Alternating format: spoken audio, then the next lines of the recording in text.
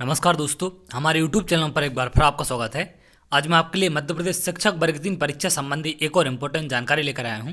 जैसा कि आप देख रहे हैं, वर्ग 3 संबंधी प्रश्न विधानसभा में मुख्यमंत्री जी से पूछे गए हैं। तो मुख्यमंत्री जी ने इन प्रश्नों के क्या जवाब दिए हैं। जैसा कि आप जानते हैं कि लगातार विपक्ष की बात करें या अभ्यर्थियों की बात करें, चारों तरफ से सरकार को घेरने का प्रयास किया जा रहा है। तो इसी क्रम में यहाँ पर कुछ प्रश्न विधानसभा में किए गए हैं। शिक्षक भर्ती पात्रता परीक्षा वर्ग 3 में हुई अनियमितता की जांच को लेकर यहाँ पर कुछ प्रश्न थे। अब एक एक करके मैं आपको प्रश्न बताने वाला हूँ। श्री प्रताप ग्रेवाल ने क्या मुख्यमंत्री महोदय यह बताने की कृपा करेंगे। तो श्री प्रताप ग्रेवाल के ये प्रश्न थे इनसे।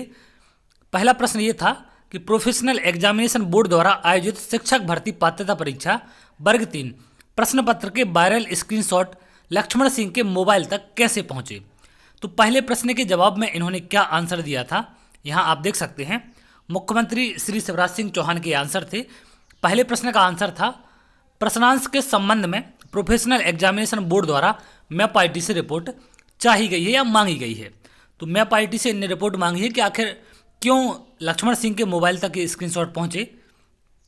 दूसरा प्रश्न इनसे किया गया था कि मैप आईटी द्वारा प्रोफेशनल एग्जामिनेशन बोर्ड द्वारा आयोजित शिक्षक भर्ती पात्रता परीक्षा वर्ग 3 प्रश्न पत्र के वायरल स्क्रीनशॉट की जांच उपरांत बनाई गई प्राथमिक जांच रिपोर्ट जो अग्रिम कार्रवाई के लिए व्यापम को प्राप्त हुई है कि प्रतिलिपि उपलब्ध कराएं। तो इनने ये प्रश्न किया था कि जो ये जांच रिपोर्ट बनाई गई थी प्राथमिक तौर पर, उसकी आप एक कॉपी यहाँ पर प्रोवाइड करें। तो इसके जवाब में इन्होंने क्या कहा कि जी हाँ, प्रारंभिक जांच रिपोर्ट की प्रतिलिपि पुस्तकालय में रखे परिशिष्ट अनुसार है। तो वहाँ पर इनके पास कॉपी होगी तो इन्हें उसके अनुसार बताई है। अगला प्रश्न यहाँ पर क्या किया गया था कि क्या पेपर लीक मामले में कोई शिकायत प्राप्त हुई है। पेपर लीक करने वालों के विरुद्ध शिकायत पर आज दिनांक तक एफआईआर क्यों नहीं कराई गई। ये सबसे बड़ा प्रश्न यहाँ पूछा गया था।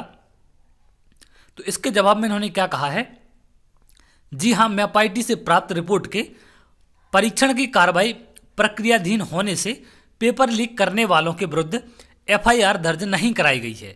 तो ये देख सकते हैं आप इनका जो जवाब था कि जो कार्रवाई है वो रिपोर्ट के परीक्षण की कार्रवाई प्रक्रियाधीन है, इसलिए इन्होंने उनके विरुद्ध यहाँ पर जो एफआईआर है वो दर्ज नहीं कराई।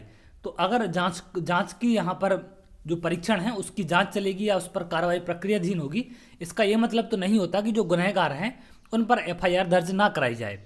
तो कितनी बड़ी सरकार यहाँ पर लापरवाही कर रही है कि इन पर एफआईआर दर्ज नहीं कराई जा रही है। तो एक बड़े अपडेट यहाँ से निकलकर सामने आई है। आपको यहाँ से क्लियर समझ में आ रहा है कि सरकार किस तरीके से वर्ग 3 परीक्षा को ले रही है। ना तो सरकार यहाँ पर वर्ग 3 परीक्षा को लेकर सीरियस है और ना ही उन अभ्यर्थियों को जो वर्ग 3 परीक्षा में बैठे थे, क्योंकि लगातार आप देख रहे हैं कि कितने हल्के तरीके से यहाँ पर वर्ग 3 को लिया जा रहा है। अगर अच्छे तरीके से या सही तरीके से जांच होती और सही तरीके से सारी चीज़ें चलती इसमें, तो ये सारी चीज़ें नहीं होती। सरकार यहाँ पर सिर्फ भर्ती प्रक्रिया को टालने की बात कर रही है या जैसे तैसे कंप्लीट कराने का प्रयास में है।